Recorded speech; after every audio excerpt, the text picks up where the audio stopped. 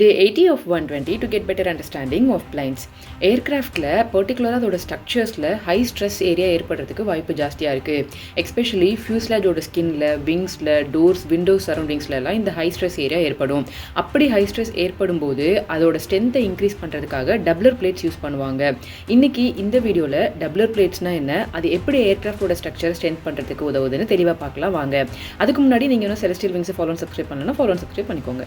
டப்ளர் பிளேட்னா என்னன்னு சிம்பிளாக சொல்லணும்னா மெயின் ஸ்ட்ரக்சர் மேலே ஒரு எக்ஸ்ட்ரா மெட்டல் ஷீட்டை ரீஇன்ஃபோர்ஸ் பண்ணி ஆட் பண்ணுறது தான். யூஸ்வலி அலுமினியம் பிளேட்டை ரிவெட்ஸ் யூஸ் பண்ணி அட்டாச் பண்ணுவாங்க. இது லோடை வைடர் ஏரியாவுக்கு டிஸ்ட்ரிபியூட் பண்ணுறதுக்கு ஹெல்ப் பண்ணும். எக்ஸாம்பிளுக்கு ஃபியூஸ்லேஜ் ஸ்கின்ல ஒரு கிராக் உருவாகுதுன்னா மெயின்டெனன்ஸ் டீம் அந்த கிராக்கை அனலைஸ் பண்ணி அந்த கிராக் ஏரியா மேலே ஒரு டப்ளர் பிளேட் ரிவர்ட் பண்ணி ஃபிக்ஸ் பண்ணுவாங்க. இது கிராக் ஸ்ப்ரெட் ஆகிறத ப்ரிவென்ட் பண்ணும். அது மட்டும் இல்லாது அந்த இடத்துக்கிட்ட இருக்க ஸ்ட்ரக்சரோட ஸ்ட்ரென்த்தை மெயின்டைன் பண்ணுறதுக்கு ஹெல்ப் பண்ணும். ஏர்கிராஃப்ட் டிசைன்லையும் டப்ளர் பிளேட்ஸ் யூஸ் பண்ணுவாங்க.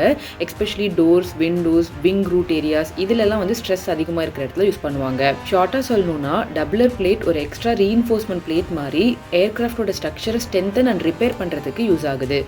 ஏவியேஷன் பொறுத்த வரைக்கும் சேஃப்டி ரொம்ப ரொம்ப முக்கியம். அதனால் இந்த மாதிரி சின்ன சின்ன ரீஇன்ஃபோர்ஸ்மெண்ட் லைக் டப்ளர் பிளேட் இல்லை இதுக்கு முன்னாடி நம்ம டேமேஜ் ரிப்பேர் பேனல்ஸ் பற்றி பேசியிருந்தோம். அது எல்லாமே ரொம்ப இம்பார்ட்டண்ட்டான ரோல் ப்ளே பண்ணுது. பர்டிகுலராக ஃபுல் ஸ்ட்ரக்சரையும் ரீப்ளேஸ் பண்ணாமல் காஸ்ட்டை சேவ் பண்ணி டைமை சேவ் பண்ணி இந்த டப்ளர் பிளேட்ஸ் அந்த டேமேஜ் ரிப்பேர் பேச்சஸ் எல்லாம் ரொம்பவே ஹெல்ப்ஃபுல்லாக இருக்குது.